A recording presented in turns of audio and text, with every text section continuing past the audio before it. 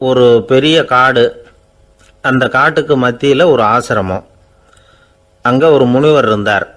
பல இடங்கள்லேருந்து வர்ற குழந்தைகளுக்கு அவர் பாடம் சொல்லி கொடுத்துக்கிட்டு இருக்கிறார். ஏழை பணக்காரர் அப்படிங்கிற வித்தியாசம்லாம் கிடையாதுங்க. எல்லாரும் அவர்கிட்ட தங்கள் பிள்ளைகளை அனுப்பி வச்சாங்க. மன்னர்களுடைய பிள்ளைங்க கூட அங்கே அவர்கிட்ட தான் படிக்கிறதுக்கு வருவாங்க. ஆனால் அந்த முனிவரை பொறுத்த வரைக்கும் எல்லா பிள்ளைங்களும் ஒன்று தான். இது யார் வீட்டு பிள்ளைன்னெல்லாம் பார்க்க மாட்டார், எல்லாரும் சமம். மாணவர்கள்லாம் அங்கேயே மாத கணக்கில் வருஷ கணக்கில் தங்கியிருந்து பாடம் கற்றுக்கிட்டு போகிறது வழக்கம். அவராக பார்த்து போன்னு சொல்கிற வரைக்கும் அங்கேயே இருக்கணும், படிக்கணும். குருகுல வாசம். ஒரு சமயம் ஒரு ராஜகுமாரனும் அவர்கிட்ட படிச்சுக்கிட்டு இருந்தான். அவனுக்கு ஒரு 15 வயசு இருக்கும். சில வருஷம் கழித்து அந்த முனிவர் தன்கிட்ட இருக்கிற மாணவர்களுக்கெல்லாம் பரீட்சை வச்சார். அவங்களுடைய அறிவு முதிர்ச்சியை கணிக்கிறதுக்காக பல சோதனைகள்லாம் வச்சார். ஒவ்வொருத்தராக பார்த்து இனிமேல் நீங்கள் உங்கள் வீட்டுக்கு போகலாம் அப்படின்னு சொல்லி அனுப்பி வச்சுக்கிட்டு இருக்கிறார். எல்லாரும் போயிட்டாங்க.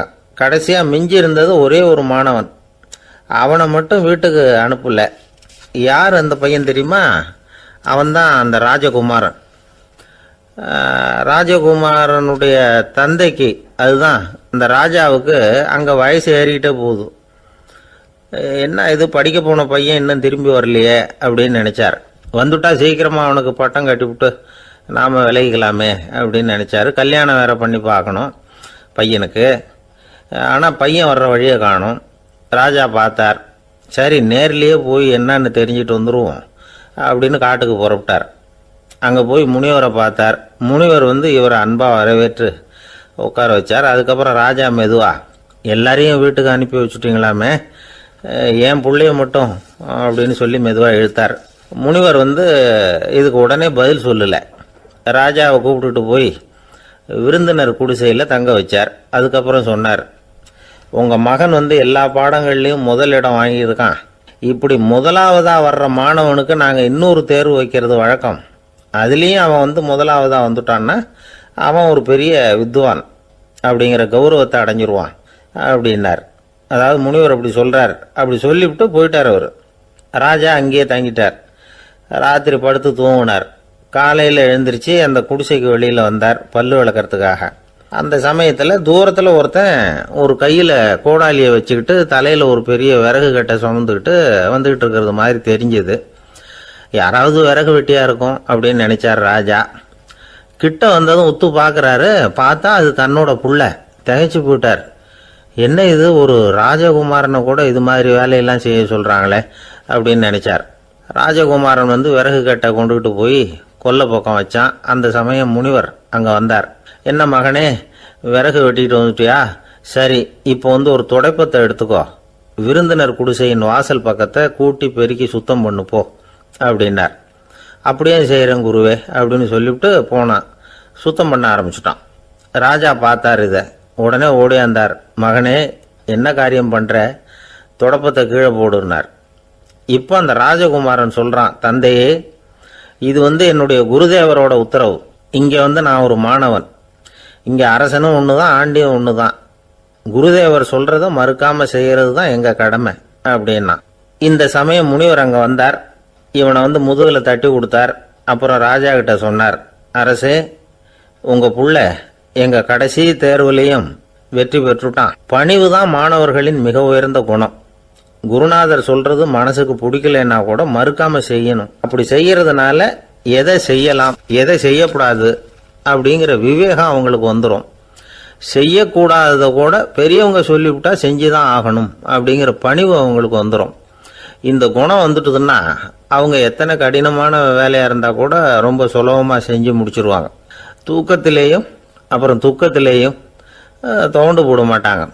இந்த பணிவும் விவேகமும் அவங்க கிட்ட மன உறுதியை ஏற்படுத்தும். அந்த உறுதி உங்க பையனுக்கு வந்தாச்சு. இனிமே அவனை நீங்க அழைச்சிட்டு போகலாம். அவன் நிச்சயமா பேரும் புகழும் பெறுவான் அப்படின்னாரு. ராஜா அவரை பார்த்து, குருதேவா, புரிஞ்சுக்கிட்டேன், என்னை மன்னிக்கணும் அப்படின்னாரு. அதுக்கப்புறம் மகனை அழைச்சிக்கிட்டு நாட்டுக்கு திரும்பி வந்துட்டார். இந்த கதையை இன்று ஒரு தகவலில் சொல்லுங்க சார், உங்கள் நிகழ்ச்சியில் சொல்லுங்க சார் அப்படின்னு சொல்லி மாணவர்கள் கேட்டால் பணிவாக இருக்கிறது எப்படி அப்படிங்கிறத புரிஞ்சுக்குவாங்க அப்படின்னு சொன்னார் ஒருத்தர். சரி, சொல்லுவோம். அதுக்கு முன்னாடி நேர்லேயே ஒரு பையன்கிட்ட சொல்லி பார்க்கலாமே அப்படின்னு தோணுச்சு. உடனே ஒரு பையனை கூப்பிட்டோம். ஏன்பா உங்கள் வாத்தியார் உனக்கு இது மாதிரி ஒரு பரீட்சை வச்சா என்ன பண்ணுவேன் அப்படின்னு கேட்டோம். நானும் அப்படி தான் சார் நடந்துக்குவேன், விறகு வெட்டுவேன், தொடப்பத்தினால கூட்டி சுத்தம் பண்ணுவேன், உடனே செஞ்சு முடிச்சிருவேன் சார் அப்படின்னா. பலே பரவாயில்லையே அப்படின்னோம். ஆமாம் சார், அப்படி செஞ்சால் தானே வீட்டுக்கு அனுப்புவார், இல்லைன்னா இன்னொரு வருஷம் இங்கேயே இருந்து படின்னு சொல்லி விடுவாரே, அதனால் அப்படி செய்வேன் அப்படிங்கிறான் அந்த பையன். ஒரு ஊரில் ஒரு ஞானி இருக்கிறார், ரொம்ப பெரிய ஞானி, ரொம்ப வயசாயிட்டுது. கடைசி காலத்தில் அவர்கிட்ட சில பேர் வந்தாங்க. உங்கள் குரு யார் அப்படின்னு கேட்டாங்க. அவர் நிமிர்ந்து பார்த்தார். எனக்கு ஆயிரக்கணக்கான குருமார்கள் உண்டு, அவங்க பேரெல்லாம் சொல்லணும்னா இந்த காலம் பத்தாது, ஆனால் முக்கியமான ஒரு 3 பேரை பற்றி மட்டும் உங்களுக்கு சொல்கிறேன் அப்படின்னாராம். அப்புறம் சொன்னார், அந்த 3 பேரில் ஒருத்தன் ஒரு திருடன். ஒரு சமயம் ஒரு பாலைவனம் வழியாக நான் போய்கிட்டு இருந்தேன். அப்போது வழி தவறி போய் ஒரு கிராமத்துக்கு போயிட்டேன். அது இருட்டு நேரம், நடு ராத்திரி, ஊரே உறங்கி போச்சு. அந்த நேரத்தில் ஒரு ஆள் மட்டும் ஒரு வீட்டு சுவத்தில் ஏதோ பண்ணி உள்ளே நுழையிறதுக்கு முயற்சி பண்ணிகிட்டு இருக்கிறான். அவங்கிட்ட போய் நான் இன்னைக்கு இங்கே எங்கே தங்க முடியும் அப்படின்னு கேட்டேன். அதுக்கு அவன், இந்த ராத்திரி வேளையில் அது ரொம்ப சிரமம், ஒரு திருடனோட உங்களால் தங்க முடியும்னா நீங்கள் என்னோட தங்கலாம் அப்படின்னா. நான் அவங்க கூட 1 மாதம் தங்கியிருந்தேன்.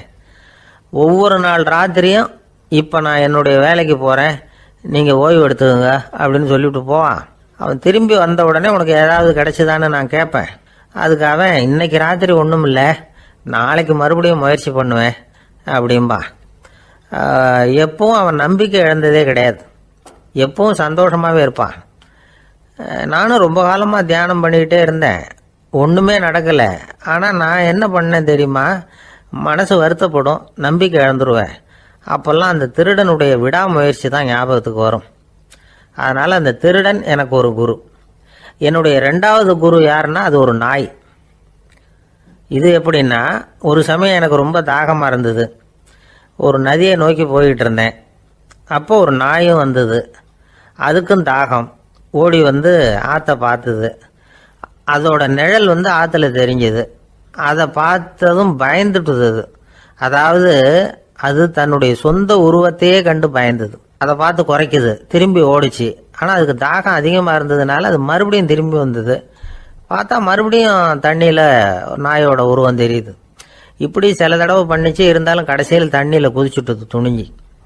இப்படி குதித்த உடனே அதோட உருவமும் மறைஞ்சுட்டுது. இதை பார்த்தேன். நான் என்ன புரிஞ்சுக்கிட்டேன்னா, எவ்வளவுதான் பயம் இருந்தால் கூட ஒருத்தன் தைரியமாக காரியத்தில் இறங்கணும் அப்படிங்கிறத புரிஞ்சுக்கிட்டேன். இந்த போதனை அந்த நாய்கிட்ட இருந்து எனக்கு கிடைச்சிது. இது ஒன்று. அடுத்தது என்னுடைய 3வது குரு யாருன்னா அது ஒரு சின்ன குழந்தை. நான் ஒரு சமயம் ஒரு நகரத்துக்கு போனேன். அங்கே ஒரு குழந்தை எரிகிற மெழுகுவத்தி ஒன்று எடுத்துக்கிட்டு வந்தது. நான் அந்த குழந்தைய பார்த்து வேடிக்கையாக கேட்டேன், ஏன் பாப்பா இந்த மெழுகுவத்தியை நீயாவே கொளுத்துனியா அப்படின்னு கேட்டேன். ஆமான்னுது அந்த குழந்தை. சரி, இந்த மெழுகுவத்தி முன்னாடி எரியாமல் இருந்தது, இப்போ எரியுது. இந்த மெழுகுவத்திக்கு வெளிச்சம் எங்கேருந்து வந்தது, அதை எனக்கு காட்ட முடியுமா அப்படின்னு கேட்டேன் அந்த குழந்தைகிட்ட. இதுக்கு அந்த குழந்தை சிரிச்சுக்கிட்டு அந்த மெழுகுவத்தியை ஊதி அணைச்சுட்டுது. அதுக்கப்புறம் என்னை பார்த்து கேட்டுது, இப்போ இந்த மெழுகுவத்தியின் வெளிச்சம் போனதை பார்த்தீங்க இல்லையா, அது எங்கே போச்சுன்னு எனக்கு சொல்லுங்க அப்படின்னுது. அந்த குழந்தை இப்படி கேட்டதும் என்கிட்ட இருந்த ஆணவம் அழிஞ்சுட்டுது. நான் படித்ததெல்லாம் அந்த வினாடியில் சுக்கு நூறாக போயிட்டுது. என்னுடைய முட்டாள்தனத்தை நான் உணர்ந்தேன் அப்படின்னு இவ்வளவும் அந்த ஞானி விவரமாக சொன்னாராம். அதனால் நாம் இன்னார்கிட்டே இருந்து தான் இதை கற்றுக்கணுங்கிறது இல்லை, யாருக்கிட்டே இருந்தும் எதையும் கற்றுக்கலாம். நம்மால் ஒருத்தன் ஒரு நாய் வளர்த்துக்கிட்டு இருந்தான். அந்த நாய்க்கு வால் கிடையாது, யாரோ ஏற்கனவே வெட்டி எடுத்துட்டாங்க. இந்த நாய் தான் சார் எனக்கு குரு, அதுகிட்டே இருந்து கூட நான் பாடம் கற்றுக்கிட்டு இருக்கிறேன் அப்படின்னா.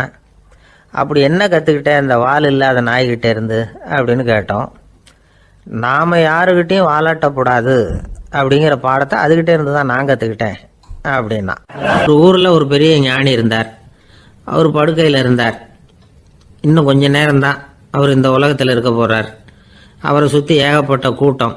ஏற்கனவே அவருடைய உபதேசங்களை கேட்டவங்க பல பேர் வந்து அவரை சுற்றி நிற்கிறாங்க. அந்த ஞானி மெதுவாக கண்ணை திறந்து பார்க்குறார். எல்லாரும் அவருடைய கடைசி வார்த்தையை கேட்கறதுக்காக அவளோட காத்துக்கிட்டு இருக்கிறாங்க. அந்த ஞானி மெதுவாக பேச ஆரம்பித்தார். நான் என்னுடைய வாழ்நாள் பூராவும் உங்களுக்கு நிறைய போதனைகள் சொல்லிக்கிட்டு இருக்கிறேன். பேரானந்தம், மகிழ்ச்சி, தியானத்தன்மை இதை பற்றியெல்லாம் சொல்லியிருக்கிறேன். இப்போ நான் வேற ஒரு கரைக்கு போய்கிட்டு இருக்கிறேன். நான் இனிமேல் இந்த கரையில் இருக்க மாட்டேன். நீங்கள் நான் சொன்னதையெல்லாம் கேட்டீங்க, ஆனால் எதையும் நீங்கள் நடைமுறைப்படுத்தி பார்க்கல. எல்லாம் கேட்டதோடு சரி, அதோட விட்டுவிட்டீங்க. அப்புறம் அதை தள்ளி போட்டுக்கிட்டே வந்துட்டீங்க. மேலும் அதை தள்ளி போடுறதுல எந்த பிரயோஜனமும் கிடையாது. இப்போ நான் போய்கிட்டு இருக்கிறேன். உங்களில் யாராவது என்னோட வர்றதுக்கு தயாரா அப்படின்னு கேட்டார். அவ்வளவுதான். யாரும் வாய திறக்கல. ஒரே மௌனம், சத்தமே இல்லை. ஒருத்தர் பார்த்துக்கிட்டே நிற்கிறாங்க. அந்த கூட்டத்தில் ஒரு ஆள் அந்த ஞானி கூடவே 40 வருஷத்துக்கு மேலே இருந்திருக்கிறான். அவனும் வாயை திறக்காம இன்னொருத்தன் முகத்தை பார்த்துக்கிட்டே நிற்கிறான்.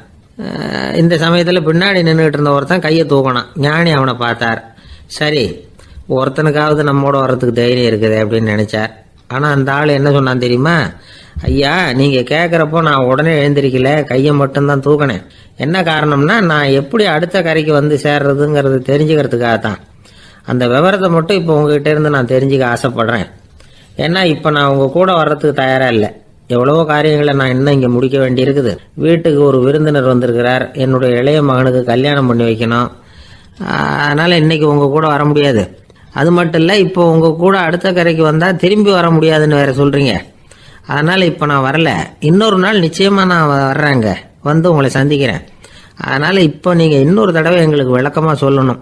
ஏற்கனவே பல தடவை சொல்லியிருக்கிறீங்க. தயவு பண்ணி இப்போ ஒரு தடவை சொன்னீங்கன்னா சௌகரியமாக இருக்கும். அந்த அடுத்த கரையை அடையிறது எப்படி?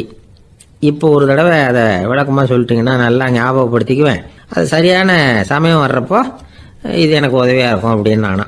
ஆனால் உண்மை என்ன தெரியுமா? அந்த சரியான சமயம் வரவே இல்லை அப்படிங்கிறது தான் உண்மை. இப்படி அந்த கதை முடியும். இந்த கதை அந்த ஒரு ஆளுக்கு மட்டும் இல்லை, கிட்டத்தட்ட எல்லாருக்குமே அது பொருந்தும் அப்படிங்கிறாங்க விவரம் தெரிஞ்சவங்க. எல்லாருமே அந்த சரியான தருணத்துக்காக தான் காத்துக்கிட்டு இருக்கிறாங்களாம். அதுக்காக ஜோசியம் பார்க்குறாங்க, கைரேகை பார்க்குறாங்க. நாளைக்கு என்ன நடக்குங்கிற ஆவலில் எல்லாரும் காத்துக்கிட்டு இருக்கிறாங்க. ஆனால் அந்த ஒரு நாள் ஒருபோதும் வரப்போகிறதில்ல. நீங்கள் தள்ளி போடுறதுக்காக பல அர்த்தமில்லாத காரணங்களை தேடுறீங்க அப்படிங்கிறார் ஒரு ஞானி. காத்திருக்கிறதுலேயே நம்ம காலம் ஓடி போயிடுது.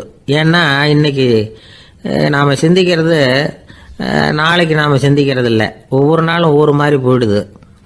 நாளைக்கு மறுநாளை பற்றியே சிந்திக்கிறோம். இப்படியே அது பாட்டுக்கு போயிடும். கரையை தொட்டு பார்க்கறது எப்போ? இதுதான் கேள்வி. நமக்கு வேண்டியப்பட்ட ஒருத்தர் ஒரு ரயில்வே பிளாட்ஃபாரத்தில் நின்றுட்டு இருக்கிறார். அங்கே இருக்கிறவங்க கிட்ட கேட்குறாராம், விசாரிக்கிறார். ஏங்க கிழக்க போகிற ரயில் போயிட்டுதுங்களான்னாராம். போயிட்டுதுன்னு இருக்கிறாங்க. கொஞ்ச நேரம் கழிச்சு ஏங்க மேற்க போகிற ரயில் போயிட்டுதுங்களான்னு கேட்டிருக்காரு. போயிட்டுதுங்களான் இருக்காங்க. அப்புறம் கொஞ்ச நேரம் கழிச்சு மறுபடியும் ஏங்க 10:30 மணி வண்டி போயிட்டுதான்னு கேட்டிருக்காரு. தொடர்ந்து காலையிலேருந்து சாயந்தரம் வரைக்கும் இப்படி ஒரே இடத்துல நின்றுட்டு கேட்டுக்கிட்டே இருக்கிறார். இதை பார்த்துக்கிட்டு இருந்த ஒருத்தர் அவர்கிட்ட ஏங்க நீங்கள் எங்கே போகணும் அப்படின்னு கேட்டாராம். இவர் மெதுவாக சொன்னாராம், இந்த ரயில்வே லைனை தாண்டி அந்த பக்கம் போகணும் அப்படின்னாராம். ஒரு அரசனும் அமைச்சரும் ஒரு நாள் ரொம்ப சாவகாசமாக பேசிக்கிட்டு இருந்தாங்களாம். அரசன் அமைச்சரை பார்த்து ஒரு கேள்வி கேட்டிருக்கார். ஏங்க அமைச்சரே, ஆசை இல்லாத ஒரு மனுஷனால இருக்க முடியுமா அப்படின்னு. ஏன் முடியாது? துறவி அப்படிங்கிறவங்கெல்லாம் அப்படிப்பட்டவங்க தானே அப்படின்னாராம் அமைச்சர். அவங்கெல்லாம் உண்மையிலேயே ஆசையை விட்டவங்க தானா அப்படின்னு கேட்டாராம் ராஜா. அப்படிதான் இருக்கணும் அப்படின்னாராம் அமைச்சர். அப்படின்னா ஆசையே இல்லாத ஒரு உண்மையான துறவியை நான் பார்க்கணுமேன்னார். அது என்ன பிரமாதம், அதுக்கு நான் ஏற்பாடு பண்ணுறேன் அப்படின்னு விட்டார் இவர். சொல்லிவிட்டு உடனே புறப்பட்டு போனார். அங்கே எங்கே தேடினார். அப்புறம் தான் அவருக்கு புரிஞ்சுது உண்மை துறவியை கண்டுபிடிக்கிறது எவ்வளவு கஷ்டமான காரியம்னு. இருந்தாலும் ராஜா கிட்ட சொல்லியாச்சே, உண்மை துறவியை காட்டுறேன்னு. இப்போ என்ன பண்ணுறது? ராஜா கிட்ட சொன்னபடி நடக்கலைன்னா அவருக்கு கோபம் வந்துடும். அமைச்சர் ஒரு யோசனை பண்ணார். அவருக்கு ஒரு வழி தெரிஞ்சுது. அதுதான் சரின்னு முடிவு பண்ணார். அதாவது அந்த ஊரில் அவருக்கு தெரிஞ்ச நாடக நடிகர் ஒருத்தர் இருக்கிறார், நல்லா நடிப்பார். அவரை போய் பார்த்தார். இதை பாருப்பா, எனக்காக நீ ஒரு காரியம் செய்யணும்னார். என்னன்னு கேட்டார் அவர். நீ ஒரு துறவி மாதிரி கொஞ்ச நேரத்துக்கு நடிக்கணும். ராஜா உன்னை பார்த்துட்டு போகிற வரைக்கும் நடி, அது போதும். அதுக்காக உனக்கு 10,000 ரூபா தரேன் அப்படின்னார். அவர் எந்த காலத்தில் இவ்வளவு பணத்தை மொத்தமாக பார்த்துருக்கார். அதனால் உடனே சரின்னு ஒத்துக்கிட்டார். அமைச்சர் அரண்மனைக்கு திரும்பி வந்தார். என்ன அமைச்சரே, இன்னுமா ஒரு உண்மையான துறவி கிடைக்கலன்னார். உண்மையான துறவி ஒருத்தரை இப்போ தான் கொஞ்ச நேரத்துக்கு முன்னாடி பார்த்து பேசிவிட்டு வர்றேன். அவர் நம்ம ஊருக்கு வெளியில் குளத்தங்கரையில் உள்ள ஒரு ஆலமரத்துக்கு அடியில் உட்காந்துருக்கிறார் அப்படின்னார் இவர். அப்படின்னா உடனே புறப்படுங்க அப்படின்னார் ராஜா. பரிவாரங்களோடு புறப்பட்டார். அங்கே அந்த மரத்தடியில் அந்த ஆள் வேஷம் போட்டுக்கிட்டு துறவி மாதிரி உட்காந்துருக்கிறான். ராஜா நேராக போனார். அந்த துறவி காலில் பொத்துன்னு விழுந்து வணங்கினார். உடனே ராணி அவர் காலில் விழுந்தாங்க. அடுத்தபடியாக அமைச்சர் விழுந்தார். அவருக்கு தெரியும் இது நம்ம ஆள் தான்னு. இருந்தாலும் என்ன பண்ணுறது, நேரம். அப்புறம் பரிவாரங்கள்லாம் துறவி காலில் விழுந்து ஆசீர்வாதம் வாங்கிட்டாங்க. ராஜா அப்புறமா தங்கத்தட்டில் பொண்ணையும் பொருளையும் வச்சு அந்த துறவிகிட்ட ரொம்ப பணிவாக நீட்டுறார். தாங்கள் தயவு பண்ணி இதை ஏற்றுக்கணும் அப்படின்னு வேண்டிக்கிட்டார். அந்த துறவி பற்று இல்லாமல் அதை பார்த்தார். எல்லாத்தையும் திறந்துட்ட எனக்கு இதெல்லாம் எதுக்காக அப்படின்னு சொல்லி அதை மறுத்துட்டாராம். ஆஹா, உண்மையான துறவியை பார்த்துட்டோம் அப்படிங்கிற ஆனந்தம் அரசருக்கு. ரொம்ப நிம்மதியாக திருப்தியாக திரும்பி வந்தார் அரண்மனைக்கு. அதுக்கப்புறம் அமைச்சர் யாருக்கும் தெரியாமல் அந்த துறவிகிட்ட ஓடினார். சொன்ன பிரகாரம் பணத்தை நீட்டினார். இந்தப்பா, நான் உங்ககிட்ட சொன்னபடி 10,000 ரூபா பணம் எடுத்துக்கோ அப்படின்னார். அந்த ஆள் ராஜா கிட்ட சொன்னது மாதிரியே எல்லாத்தையும் திறந்துவிட்ட எனக்கு இதெல்லாம் எதுக்காக வேணாம் அப்படின்னு விட்டாரான். நடித்த வரைக்கும் போதும்ப்பா, இனிமேல் இந்த நாடக வசனம்லாம் வேணாம், வேஷத்தை கலைச்சிரு, பணத்தை வாங்கிக்கோன்னார். இல்லைங்க, இது வேஷம் இல்லை, இது வசனமும் இல்லை, இது உண்மை. கொஞ்ச நேரம் துறவி மாதிரி நடித்ததுக்கே இந்த தேசத்து ராஜா, ராணி, அமைச்சர், பரிவாரங்கள் எல்லாம் என் காலில் விழுந்து வணங்குறாங்க. அப்படின்னா உண்மையான துறவியாக இருக்கிறது எவ்வளவு பெருமையான விஷயம். நான் உண்மையான துறவியாக ஆக போகிறேன், அப்படி முடிவும் பண்ணிட்டேன் அப்படின்னார் அந்த நடிகர். வேஷம் கூட எப்படிப்பட்ட விளைவுகளை உண்டு பண்ணுது பார்த்தீங்களா. நம்மால் ஒருத்தன் ரொம்ப வசதியாக தான் இருந்தான். ஒரு நாள் அவன் சொத்து பூரா திருட்டு போயிட்டுது. அதுக்கப்புறம் இவன் துறவி மாதிரி ஆயிட்டான். ஊர் ஊராக சுற்றினான். ஒரு குருநாதரை தேடி கண்டுபிடிச்சான். அவர்கிட்ட சீடனா சேர்ந்துக்கிட்டான். அவனை பார்த்து ஒருத்தர் கேட்டார், நீ உண்மையான சீடன் தானான்னு. இல்லைங்க, சீடன் மாதிரி நடிச்சுக்கிட்டு இருக்கிறேன் அப்படின்னா. அது குரு துரோகம் இல்லையா அப்படின்னு கேட்டார் அவர். இல்லைங்க, நான் பண்ணது குரு துரோகம் இல்லை, என் குரு பண்ணது தான் துரோகம். என்னுடைய பணத்தை கொள்ளையடிச்சது இவர் தான். அதை எங்கே வச்சிருக்காருன்னு கண்டுபிடிக்கிறதுக்காக தான் இவர்கிட்ட வந்து சீடனா சேர்ந்துருக்கிறேன் அப்படின்னானா. ஒரு நாள் காலை நேரம் ஒரு குரு படுக்கையை விட்டு எழுந்திருக்கிறார். உடனே சீடர்களை பார்த்து எல்லாரும் இப்படி வாங்கங்கிறார். எல்லாரும் வர்றாங்க வேகமாக. என்னங்க வேணும் உங்களுக்கு அப்படிங்கிற மாதிரி எல்லாரும் குருவை பார்த்தாங்க பயபக்தியோட. குரு அந்த சீடர்களை பார்த்து, இதை பாருங்கள், இப்போ நான் ஒரு சிக்கலான விவகாரத்தில் மாட்டிக்கிட்டு இருக்கிறேன், அதை நீங்கள் தீர்த்து வச்சா நல்லதுன்னார். சீடர்களுக்கு ஒன்றும் புரியல. என்ன இது இவர் இப்படி சொல்கிறாரு, நமக்குள்ள எல்லா விவகாரங்களையும் தீர்த்து வைக்கிறவர் நம்ம குருநாதர், அவருடைய விவகாரத்தை நாம் தீர்த்து வைக்கிறதா, ஆச்சரியமாக இருக்குதே, குருநாதருக்கே சிக்கலா அப்படின்னு யோசனை பண்ண ஆரம்பித்தாங்க. இருந்தாலும் ரொம்ப பணிவாக கேட்டாங்க, சுவாமி உங்களுக்கே சிக்கலா, இந்த உலகத்து சிக்கல்களுக்கும் சிரமங்களுக்கும் அப்பாற்பட்டவர் அல்லவா தாங்கள், அப்படிப்பட்ட உங்களுக்கு சிக்கல்னா அது எப்படி அப்படின்னாங்க. எனக்கு ஏற்பட்டிருக்கிற சிக்கல் அவ்வளவு பெருசு, ரொம்ப பெரிய விவகாரம் அது அப்படின்னார் குரு. கொஞ்சம் விவரமாக சொல்லுங்க அப்படின்னாங்க இவங்க. இப்போ அந்த குரு விவரத்தை சொன்னார். அதாவது நேற்று ராத்திரி நான் ஒரு கனவு கண்டேன். அந்த கனவுல நான் ஒரு பட்டாம்பூச்சியாக மாறிட்டேன். அப்படி மாறி ஒவ்வொரு மலராக பறந்து போய் உட்காந்து தேன் சாப்பிட்டேன் அப்படின்னார். சீடர்கள் இதை கேட்டதும் ரொம்ப திகைச்சு போயிட்டாங்க. என்ன இது, இது ஒரு பெரிய பிரச்சனையா, ஒரு சாதாரண கனவு கண்டதுக்காகவா இந்த காலை வேளையில் நம்மளையெல்லாம் குருநாதர் இவ்வளவு அவசரமாக கூப்பிட்டுருக்கார் அப்படின்னு நினைச்சாங்க. இருந்தாலும் கேட்டாங்க, இதில் என்ன சிக்கல் சுவாமி, கனவுங்கிறது எல்லாருக்கும் வரத்தானே செய்யும் அப்படின்னார் ஒரு சீடர். சீடர்களே, பிரச்சனை அது இல்லை. நான் இன்னைக்கு காலையில் கண்ணு முழிச்சு பார்த்தப்போ நான் நானாக மறுபடியும் மாறிட்டேங்கிறத தெரிஞ்சுக்கிட்டேன். இதில் சிக்கல் என்னன்னா, இப்போ அந்த பட்டாம்பூச்சி தான் நானா ஆயிட்டதாக கனவு கண்டுகிட்டு இருக்கா அப்படிங்கிறது தான். ஒரு மனுஷன் பட்டாம்பூச்சி ஆகிறதாக கனவு காண முடியுங்கிறப்போ அந்த பட்டாம்பூச்சியும் மனுஷனா ஆகிறதாக கனவு காண முடியும் இல்லையா. இப்போ எனக்கு யதார்த்த நிலை தெரியணும், எது நிஜம்னு தெரியணும். நேற்று ராத்திரி நான் கண்டது கனவா, அல்லது இது பட்டாம்பூச்சி கண்டுகிட்டு இருக்கிற கனவா? இதுதான் குரு கேட்ட கேள்வி.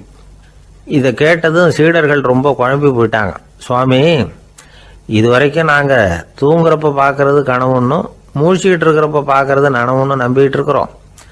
இப்போ எங்களை ரொம்ப குழப்பிட்டீங்க.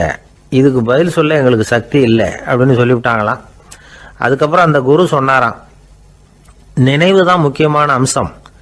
முடிவு கட்டம்னா பகலின் நினைவுகளை விட இரவின் கனவுகளே ரொம்ப உண்மை. ஒருத்தன் தூங்க போனால் தூங்கிக்கிட்டே இருந்தால் அவன் காணும் கனவு பொய்ங்கிறத அவன் உணர மாட்டான். ஒவ்வொரு கனவும் காணும் பொழுது அது ரொம்ப உண்மையாக தான் தெரியுது. ஒரு கனவு கூட உண்மை இல்லைன்னு கனவுல தோன்றுவதே இல்லை அப்படின்னார் குரு. அகில வாழ்வு அத்தனையும் சொற்பனம் கண்டாய் அப்படிங்கிறார் தாயுமானவர். ஆகையினால நம்ம கனவுலேருந்து நாம் என்னைக்கு முழிச்சிக்க போகிறோம் அப்படிங்கிறது தான் ஒரு முக்கியமான கேள்வி. ஒருத்தர் வந்தார், காலில் கட்டோடு வந்தார். என்னங்க காலில் கட்டுன்னு? சார், நேற்று ராத்திரி தூக்கத்தில் எங்கள் வீட்டு கூரையில் ஏணியை சாத்தி வச்சு இறங்கினப்போ வழுக்கி விழுந்து காலை உடச்சிக்கிட்டேன்னார். உங்கள் வீட்டில் தான் ஏணியே கிடையாது சார் அப்படின்னு. உண்மைதான் சார், நான் கீழே விழுந்து முழிச்சுக்கிட்டதுக்கு அப்புறம் தானே ஏணி இல்லைங்கிறது எனக்கு ஞாபகம் வந்தது அப்படின்னார். பக்தின்னு சொல்கிறோம் இல்லையா, அது 3 வகைப்படும் அப்படிங்கிறார் ஒரு பெரியவர். அது என்ன 3 வகைன்னா, தெய்வ பக்தி, அடியார்கள் பக்தி, குரு பக்தி. அடியார் பக்தியை விட தெய்வ பக்தியை விட குரு பக்தி தான் ரொம்பவும் சிறந்ததுங்கிறார் அவர். தெய்வத்துக்கிட்ட செஞ்ச பாவம் குருநாதர்கிட்ட தீர்ந்துருமா, குருநாதர்கிட்ட செஞ்ச பாவம் தெய்வத்துக்கிட்ட போனாலும் தீராதான். இப்படி பெரியவங்களாம் சொல்லி வச்சிருக்கிறாங்க. ஒரு காடு, அங்கே அயோத தௌமியர் அப்படின்னு ஒரு தபோதனர். அவர் பல மாணவர்களை ஒன்றா சேர்த்து ஒரு குருகுலம் நடத்திக்கிட்டு இருக்கிறார். பல தரப்பட்டவங்க பல திறப்பட்டவங்க மாணவர்கள் அதில் சேர்ந்து படிச்சுக்கிட்டு இருக்கிறாங்க. பாஞ்சால ராஜகுமாரன் ஒருத்தனும் அந்த குருகுலத்தில் சேர்ந்து படிச்சுக்கிட்டு இருக்கிறான். அவன் பேர் ஆருணி. பெரிய இடத்து புள்ள, இருந்தாலும் படுப்பில் ரொம்ப கெட்டிக்காரனாக இருந்தான். அவன் தான் அங்கே முதல் மாணவன். ஒரு நாள் குருநாதர் அந்த அரசகுமாரனை கூப்பிட்டார். நம்ம குருகுலத்துக்கு சொந்தமான வயலில் தண்ணீர் பெருகி வெள்ளம் பயிரை அழிக்குதான், அதனால் நீ போய் மடையை அடைச்சிட்டு வந்துரு அப்படின்னார். அந்த அரசகுமாரன் உடனே புறப்பட்டான். குருநாதர் சொல்லிட்டார்ல, உடனே புறப்பட்டான். நான் பெரிய இடத்து பிள்ளையாச்சே, ராஜகுமாரனாச்சே, ரொம்ப செல்வாக்கூட வளர்ந்தவனாச்சே, நான் போய் வயலில் இறங்கி வேலை செய்கிறதா அப்படின்னுலாம் அவன் நினைக்கல. குருநாதர் கட்டளையை நிறைவேற்ற வேண்டியது நம்ம கடமை அப்படின்னு நினச்சான். உடனே ஒரு மண்வெட்டியை தூக்கி தோளில் வச்சுக்கிட்டு புறப்பட்டு போயிட்டான். வயலுக்கு போனான். பார்த்தான், தண்ணி கரையை உடச்சிக்கிட்டு வயலுக்குள்ளே ஏகமாக பாஞ்சிக்கிட்டு இருக்குது. இவன் மண்வெட்டியால் களிமண்ணை புல்லோடு சேர்த்து புல் பத்த மாதிரி வெட்டி வெட்டி போட்டான். இருந்தாலும் மடையை அடைக்க முடியல. தண்ணி அதை மீறி வந்துக்கிட்டே இருக்குது. தண்ணி வேகமாக வயலுக்குள்ளே போய்கிட்டே இருக்குது. போடுற பத்தையெல்லாம் கரைஞ்சி கரைஞ்சி போயிட்டுருக்கு. இருந்தாலும் இவன் தன்னுடைய முயற்சியை கைவிடலை. வெட்டி வெட்டி போட்டுக்கிட்டே இருக்கிறான். காலையில் அங்கே போனவன் சாயந்தரம் வரைக்கும் இப்படி செஞ்சுக்கிட்டு இருக்கிறான். உடம்பும் மனசும் ரொம்பவும் சோர்ந்து போச்சு. இருந்தாலும் குருநாதர் இட்ட கட்டளையை நிறைவேற்றாமல் இருக்கிறோமேங்கிற ஒரு குறை அவனுக்கு இருக்குது. குரு கட்டளையை நிறைவேற்றாத நான் இன்னமும் இருக்கணுமா அப்படின்னு யோசனை பண்ண ஆரம்பிச்சிட்டான். என்ன செய்யலாம்னு பார்த்தான். நம்ம குருநாதர் இட்ட பணிக்காக இந்த உடம்பையே தியாகம் பண்ணலாம் அப்படின்னு முடிவு பண்ணான். தண்ணி பாயுதில்ல, அதுக்கு குறுக்க விழுந்து அப்படியே மடையை அடைச்சிக்கிட்டு அப்படியே படுத்துட்டான். இது மற்றவங்களுக்கு தெரியாது. அன்னைக்கு ராத்திரி ஒரு விளக்கு முன்னாடி உட்காந்து குருநாதர் பிள்ளைங்களுக்கு பாடம் சொல்லி கொடுத்துக்கிட்டு இருக்கிறார். வரிசையில் இருக்கக்கூடிய ராஜகுமாரனை காணலை. நம்ம ஆருணி எங்கே போனா அப்படின்னு சொல்லி மற்ற மாணவர்களை விசாரித்தார். இப்போ அவங்க சொன்னாங்க, சுவாமி, அவன் காலையில் வயலுக்கு மடையை அடைக்கிறதுக்காக போனான், நீங்கள் தான் போக சொன்னீங்க, இன்னும் திரும்பி வரல அப்படின்னு அவர் பையன். குருநாதர் உடனே ஒரு தீவெட்டி எடுத்துக்கிட்டு மாணவர்களை அழைச்சிக்கிட்டு வயலுக்கு போனார். அங்கே போய் பார்த்தா ஆளை காணும். ஆருணி ஆருணின்னு சொல்லி சத்தம் போட்டு கூப்பிட்டு பார்க்குறார். நான் இங்கே இருக்கேன் குருநாதா அப்படின்னு காலுக்கு அடியிலேருந்து ஒரு சத்தம் வருது. குனிஞ்சு பார்த்தா அவன் மடையில் படுத்துருக்கிறான். என்னப்பா இதுன்னார். காலையிலேருந்து இந்த மடையை அடைச்சி பார்த்தேன் சுவாமி, முடியல, அதனால் இப்படி குறுக்க படுத்துட்டேன். என்னை தாண்டறதுக்கு பயந்து போய் தண்ணியே தேங்கி நின்றுட்டுது அப்படின்னா. அவனுடைய குரு பக்தியையும் அவனை தாண்டறதுக்கு அஞ்சு நிற்கிற தண்ணி தேக்கத்தையும் பார்த்துட்டு எல்லாரும் ரொம்ப ஆச்சரியப்பட்டு போயிட்டாங்களாம். ஆருணி எழுந்திரிச்சு வா அப்படின்னு கூப்பிட்டாரான் குருநாதர். அவன் தண்ணீரை பொழந்துக்கிட்டு எழுந்திரிச்சு வந்தானான். அதனால் அவனுக்கு உத்தாலகன் அப்படின்னு ஒரு பேர். உத்தாலகன்னா தண்ணீரை பிளந்தவன் அர்த்தம்.